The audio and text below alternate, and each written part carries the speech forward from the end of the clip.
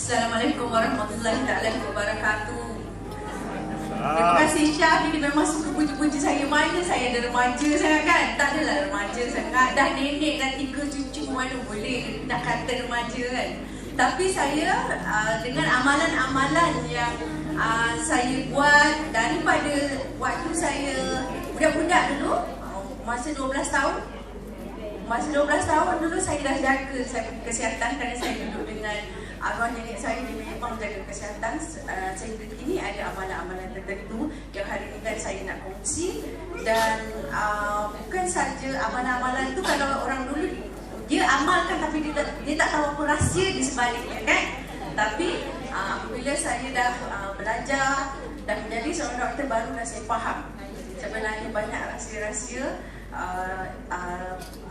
petua orang zaman dulu-dulu kala.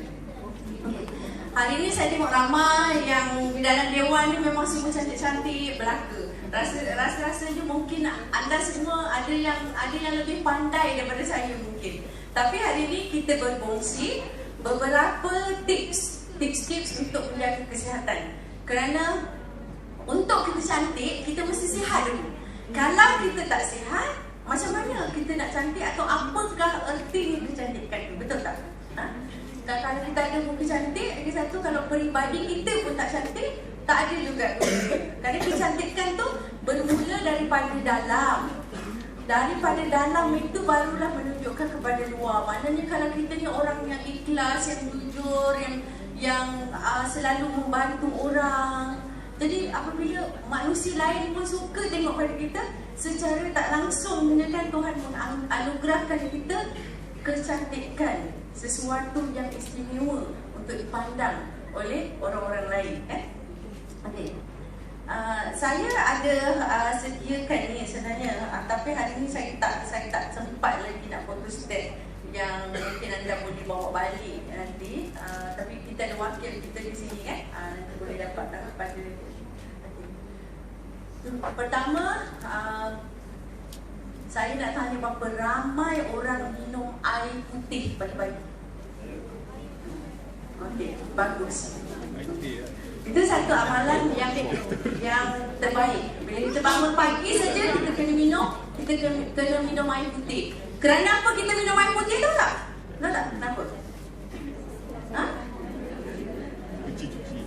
Untuk awet muda. Apabila kita bangun tidur kan, proses badan pada malam sebelumnya masa kita tidur kan, kita dah buat badan kita ni dah jana macam-macam pekerjaan. Jadi kan pagi tu kan, macam sel-sel tubuh tu semua kan perlu kena air. Dan di dalam mulut kita waktu pagi tu, dia ada bioenzim. Jadi pertama kali kita bangun, kita minum dulu, kita dapatkan bioenzim tu masuk di dalam tubuh kita. Dan juga badan kita ni sebenarnya berkomunikasi antara satu sama lain organ-organnya. Jangan kita ingat kita saja berkomunikasi, tak ada. Tapi kita, badan kita semua berkomunikasi. Jadi ingat tak, siapa pernah dengar kata kalau bangun pagi, selain daripada minum air, kita kena letak garam sikit pada kita punya lidah. Tak? Kenapa? Tak buat kan? Tak buat.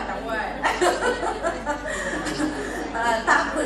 Sebenarnya untuk mencetuskan komunikasi pada badan, kita mesti macam terperanjatkan badan kita dengan garam. Garam tu kristal. Jadi bila kita letak sikit garam, dia macam badan tu bangkit, sel-sel tu bangkit. Selain pada garam adalah air sejuk. Mandi mesti dengan air sejuk sebab dia akan terperanjat dulu. Itu sebenarnya adalah komunikasi pertama tubuh. Kita kena jadi air sejuk letak kat kaki tu, bangun, bangkit semua sel-sel kita. Okey, tuan aku dah bangun. Okey.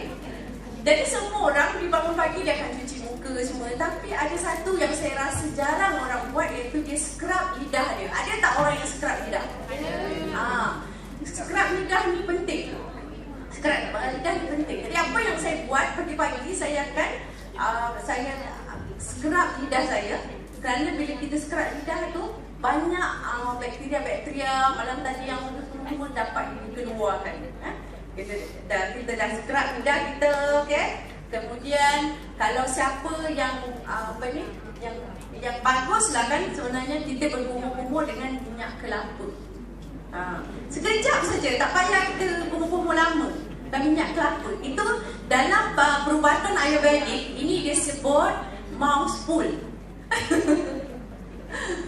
Mouthful maknanya kan apa yang ada di dalam mulut kita tu, enzim kita punya bakteria whatever tu kan ditarik untuk dikeluarkan daripada badan kita. Jadi kita akan dapat nafas yang segar. Mouthful. Lepas tu baru kita gosok gigi. Agak-agak ni boleh buat lah. Boleh buat kan? Bukan susah sangat ya. Itu bukan susah sangat pun sebenarnya. Kemudian kita ni paling penting kita mesti ada gerakan ringan. Tetapi kalau untuk bersenam, kita sebenarnya tak boleh exert badan kita lebih daripada 30 minit. Maknanya kalau senaman, lebih-lebih lagi macam kaum wanita ni tak ada masa pun kadang nak buat senaman sampai 30 minit. Tapi maknanya senaman tu penting. Sekurang-kurangnya kita ni mesti menggerakkan diri kita. Kalau kita tidak menggerakkan diri kita pada pagi-pagi, waktu pagi tu, sebenarnya kita akan bawa rasa tak ada segar tu kita bawa sampai ke petang. Sebab tu pagi-pagi orang buat apa? Solat subuh. Solat subuh tu adalah gerakan yang sangat bagus. Okey. Kemudian kita kena belajar bernafas dalam-dalam.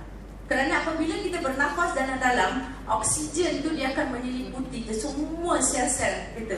Tapi kita biasanya tak ada pun bernafas dalam-dalam. Siapa yang agaknya ada bernafas dalam-dalam? Tak ada, tak sempat kan? Sebenarnya bernafas dalam ni penting sangat bagi kita. Kejap, sebentar lagi habis pada ni sesi ni, saya akan ajar macam mana untuk bernafas dalam-dalam selama 10 minit setiap hari. Mungkin sebaik-baiknya selepas kita solat lah. Kemudian kalau pagi-pagi tu, tubuh memerlukan nutrisi. Yang paling banyak tubuh memerlukan nutrisi pagi-pagi. Sebab apa? Sebab sebenarnya badan kita dah pun berpuasa. Daripada kita tidur malam tadi, badan kita berpuasa. Jadi waktu pagi tu, awal-awal pagi tu, kita mesti nak nutrien yang paling bagus sekali. Apakah nutrien yang paling bagus sekali? Apa yang harus kita buat untuk kasih badan kita nutrien yang paling bagus sekali? Adalah buah-buahan dan sayur-sayuran segar yang tidak dimasak. Kerana dia mempunyai enzim. Badan kita ni perlu enzim. Enzim tidak akan kita dapati daripada suplemen yang kita makan. Tak ada. Sebab tu pagi-pagi rajin kan, kita kena makan jus. Kita buat jus tau, bukan jus yang kita beli tu. Jus yang kita beli tu ada gula lah semua kan. Apa yang saya buat pagi-pagi, biasanya saya ambil sebiji apple hijau, atau apple hijau dan seleri, atau beberapa apa-apa saja asalkan dia tu raw. Kan? Sebab hanya makanan yang raw aja. Dulu saya rajin sangat buat pengaga. Tapi pengaga ni dia kan leceh sikit kan. Tapi jadi saya buat hanya seminggu sekali. Pengaga ni khasiat dia pada akar dia dan juga pada dia punya daun. Jadi jangan kita buang akar tu, kerana khasiat tu pada itu. Kalau kita nak buat jus pengaga, pengaga tu secekap, kemudian ada kita mesti taruh sedikit kunyit hidup. Kunyit hidup jangan banyak sangatlah, sikit saja. Kunyit hidup dalam bahasa saintifik kita panggil curcumin. Curcumin ni dia ada antibakteria, anti-inflamasi, memang bagus sangat untuk badan kita. Dan juga kita masukkan sebiji tomato. Tomato adalah vitamin A. Vitamin A ni penting untuk menjaga kolagen kita, kan? Jadi vitamin A ni dia bukan water soluble. Vitamin water soluble tu, vitamin C tu water soluble, maknanya dia larut dalam air. Tapi vitamin A dia tidak akan larut dalam air. Jadi kita perlukan sedikit minyak.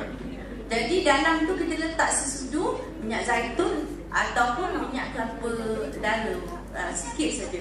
Kita blend dan kita minum. Kalau kita boleh amalkan setiap hari adalah lebih baik. Kalau rasanya macam leceh sangat, terlampau leceh sangat, kita tak perlu buat hari-hari, kita boleh buat setiap minggu. Jadi setiap hari kita boleh buat jus lah. Kalau lah kata misalnya kita tak sempat langsung kita nak buat jus, pastikan kita ada sebiji buah untuk kita makan pagi. Kerana itu untuk menjaga kita punya enzim dalam tubuh yang sangat-sangat penting bagi kita.